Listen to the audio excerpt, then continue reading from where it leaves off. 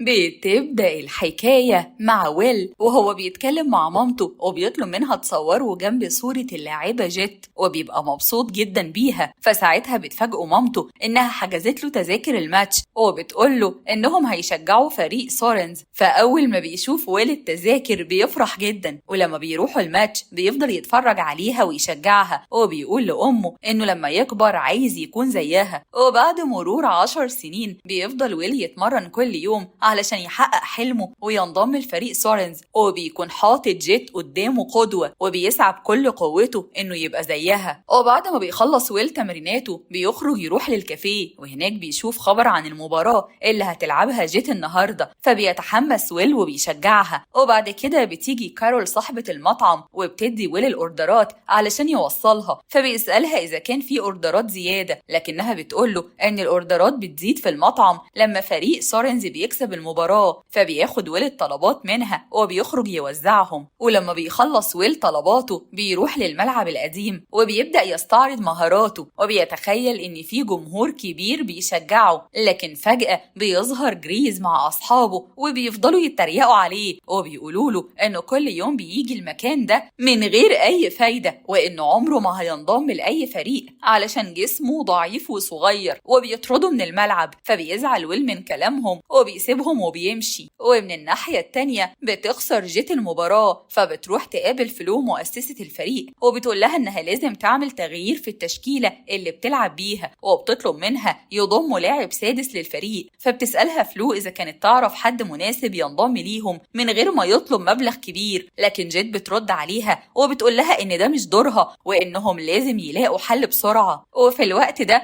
بيروح ويل شقته، لكن فرانك صاحب البيت بيقابله وبيفكروا بالإيجار المتأخر عليه. فبيقول له ويل إنه هيتصرف وبيطلب منه يديله شوية وقت لحد ما يوفر الفلوس. وساعتها فرانك بيعرفه إن مراته حامل تاني غير الأطفال اللي عنده، وإن المصاريف بقت تقيلة عليه. فبيدخل ويل ينام وبيفكر إزاي يحلها. وفي اليوم اللي بعده بيخرج ويل مع صاحبه داري وبيروحوا سوا المحل الأحذية، وهناك بيحاول ويل يبيع الحذاء اللي معاه وبيقنعهم إنها مميزة جدا، وبيقول لهم إن جيت لبستها قبل كده وهي بتلعب في مباراة فاربول، لكن بالرغم من كده البياع بيشتريها منه برقم صغير. فبيضطر ويل انه يبيعها لانه محتاج فلوس. وبيخرج ويل وبيروح يتفرج على سباق الحصان ماين، واللي بيكون مغرور جدا وبيكسب اي حد يقف قدامه. وبيفضل ماين يتريق على فريق سورنز وبيقول قدام الجمهور ان مفيش حد يقدر ينافسه. فوقتها بيتضايق ويل من كلامه وبيتحداه انه يدخل ضده السباق. واول ما ماين بيشوفه بيضحك وبيتريق عليه علشان هو معزة، لكن ويل بيأكد له انه هيراهن ضده بكل الفلوس اللي معاه. وفعلا بتبدأ المباراة بينهم وبيتفقوا على 3 أهداف لازم ويل يسددهم. واثناء كده بيقدر ويل انه يسجل اول هدفين والجمهور كله بيشجعه وبيصوره. لكن في الهدف الاخير بينجح ماين في انه ياخد الكرة من ويل ويسدد هو الهدف، وبكده بيخسر ويل السباق والفلوس اللي راهن عليها. وبالليل بيروح ويل لشقته، لكنه بيلاقي فرانك أجر الشقة لحد تاني ورمى حاجاته في الشارع. فبيزعل ويل وبياخد حاجته وبيمشي وبيروح يبات عند صاحبه داري. وهناك داري بيوريه الفيديو اللي صوروه وهو بينتصر على ماين في أول جولتين، وبيقول له إنهم هينزلوه على النت ويجمعوا أكبر عدد من المشاهدات. وتاني يوم الصبح بيصحى ويل وبيروح لشغله في المطعم، لكنه بيتفاجئ في الطريق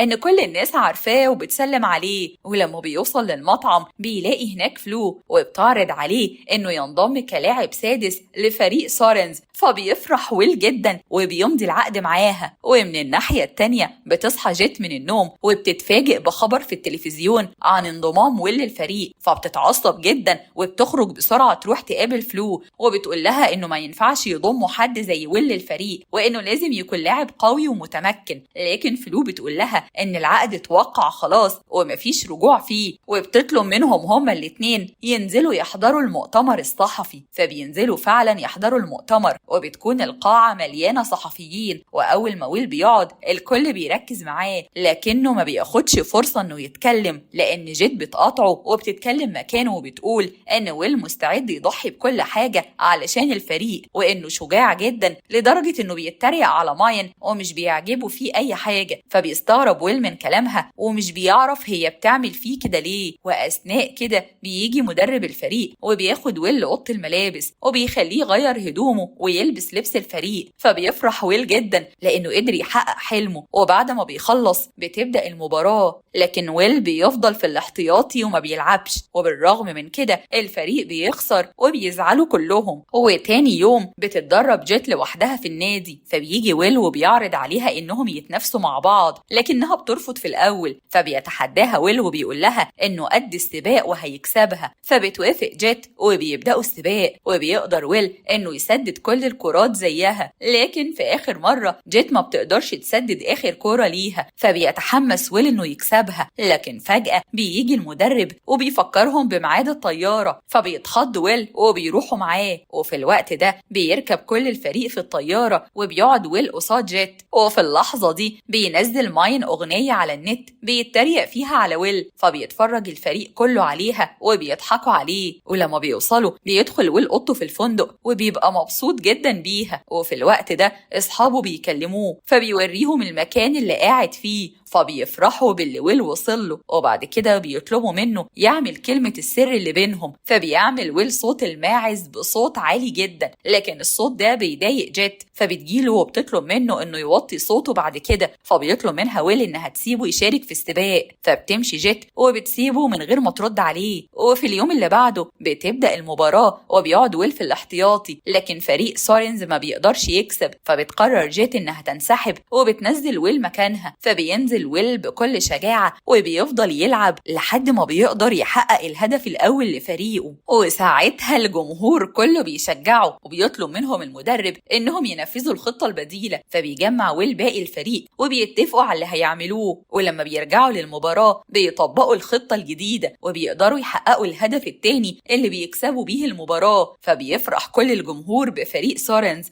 وبالليل بيركب الفريق الطيارة وبيرجعوا لمدينتهم. ووقتها بتكون جيت متضايقة جدا من ويل، وخصوصا انها حاسة ان في حد بدأ ياخد مكانها. وفي اللحظة دي بتكلمهم فلو وبتبلغ جيت ان الفريق هيشارك معاها في الاعلان بتاعها، فبتتعصب جيت وبتسيبهم وبتمشي. وتاني يوم بيتجمع الفريق وبيروحوا على الاستوديو وبيبدأوا يصوروا الاعلان، لكن جيت بتوقف التصوير علشان ويل بياخد دور البطولة مكانها. فبيسألها ويل عن سبب كرهها ليه وبيقول لها انه ساعدهم يكسبوا المباراة. فبتتضايق جيت وبتسيب المكان وبتمشي. فبيخرج ويل وراها وبيعتذر لها على طريقته في الكلام، لكن فجأة بيجري وراهم مجموعة من أعدائهم، فبيهربوا ويل وجيت بسرعة وبيدخلوا محطة المترو وبيقدروا يركبوا فيه في آخر لحظة قبل ما يمسكوهم. وهنا بيتكلم ويل معاها وبيعرفها إن مكانها هيفضل زي ما هو، ولازم ما تبقاش مركزة مع الآراء المعارضة ليها. وبعدها بياخدها وبيوديها للمطعم اللي كان بيشتغل فيه. وأول ما بيدخلوا كل اللي في المكان بيفرحوا جدا أول ما بيشوفوا جيت. وساعتها جيت بتتفاجئ لأنها بتلاقي المطعم محتفظ بذكريات كتير ليها ومعلقين صورها في كل مكان، وبتلاقي حذائها متعلق. فبتطلب من كارول إنها تشتريه بأي مبلغ، لكن كارول بترفض وبتديهولها من غير مقابل، وبتقول لها إنهم مستنيينها ترجع وتاخد كاس المخلب. وهنا ويل بياخد جيت وبيخرجوا يقعدوا بره. فبتسأله جيت عن معرفته بالمطعم ده، فبيقول لها ويل إن أمه كانت بتشتغل فيه من زمان، وإنها كانت دايما بتحكي له عن فريق سورنز وكانت بتتمنى إنه يشترك فيه. وبيعرفها إنها كانت بتشجعه طول الوقت وبتطلب منه إنه يحاول يحقق حلمه الكبير، لكن فجأة تعبت وماتت. ومن ساعتها وهو بيتمنى يحقق حلمه وحلمها. وأثناء ما هما بيتكلموا بتوصل عربية جيت، فبتركب وبتودع ويل وبتعرفه إنها هتستناه في التمرين بكرة. ولما بترجع جيت بتفتح تليفونها وبتلاقي ماين عامل بث مباشر وبيشاركها فيه، فبتقبل تدخل معاه وبتقوله إن كل واحد في فريقهم ليه اسمه وبطولاته، وبتأكد له إن حتى ويل بكرة هيكون مشهور وكل الناس هتحبه. فبيحاول ماين يستهزأ بكلامها، لكنها بتتريق عليه وبتقوله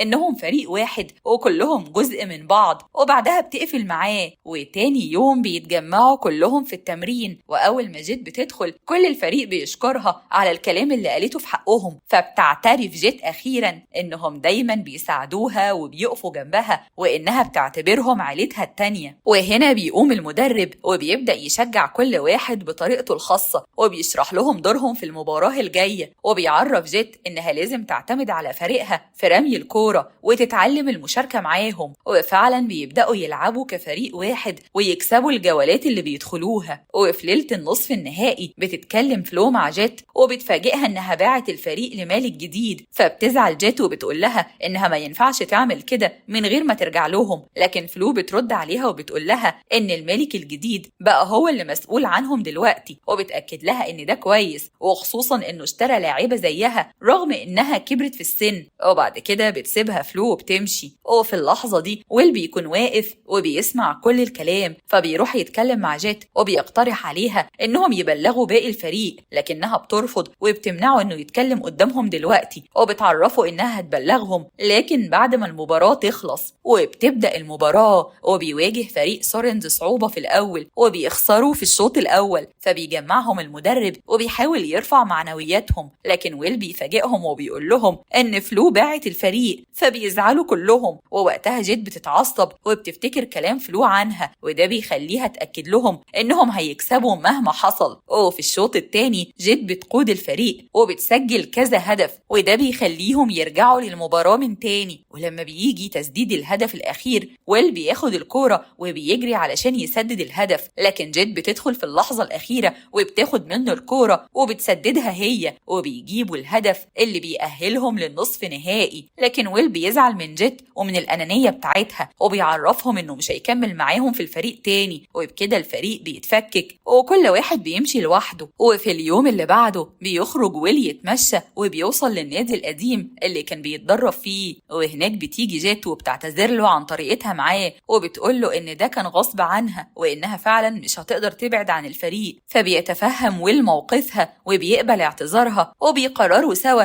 إنهم يجمعوا باقي الفريق ويرجعوا كفريق واحد من تاني. وبيجي يوم المباراة النهائية وبيواجه فريق سورنز فريق ماين، وفي الربع الأول من المباراة سورنز بيقدروا يتقدموا عليهم، وده بيخلي ماين متعصب جدا وبيأمر فريقه إنهم يكسبوا بأي طريقة. ومع رجوع اللعب فريق ماين بيبدأ يتعمد استخدام العنف معاهم، ووقتها بيتعرض ماين لويل، لكن بتيجي جيت وبتلحقه في آخر لحظة، وده بيأثر على رجلها وبتتكسر وبتطلع جيت من المباراة. فبيحاول ويل يرجع لهم ثقتهم بنفسهم وبيطلب منهم يكملوا وما يستسلموش أبدا. وفعلا لما بيرجعوا بيقدروا يخلوا النتيجة متعادلة، لكن فجأة لاعب رقم 4 من فريق سورنز بياخد طرد، فبيبقوا مضطرين يكملوا وهم ناقصين. وفي اللحظة دي جيت بتتشجع وبتقرر إنها ترجع للمباراة من تاني علشان تساعد فريقها. وفي آخر جولة من المباراة بيقدروا كلهم يلعبوا كفريق واحد وكل واحد فيهم بيكمل التاني. وساعتها جيت بتمسك الكورة وبتمررها لويل، فبيستلمها ويل وبيسدد في آخر لحظة، وبيجي الهدف الحاسم اللي بيخليهم يكسبوا المباراة ويفوزوا بالبطولة. وبيهتف كل الجمهور باسم فريق سورنز وبيكونوا كلهم فرحانين بالكاس، وبيستلموا الكاس وبيتصوروا بيه، وبيجري ويل على جيت وبيحضنها. وتاني يوم بتكون في حفلة كبيرة لفريق سورنز وبيحضرها كل الفريق، وهنا ويل بيشكرهم على ثقتهم فيه وبيقول لهم ان سورنز هيفضل مكانه في القلوب مهما حصل. وساعتها مودو صديقهم في الفريق بيبلغهم ان هو المالك الجديد للفريق، فبيستغربوا كلهم من الخبر، فبيعرفهم انه لعب مع فلو على عقد البيع وكسب هو الرهان. فبيفرحوا كلهم ان الفريق هيفضل موجود زي ما هو من غير ما يتغير، وهيفضلوا كلهم جنب بعض على طول.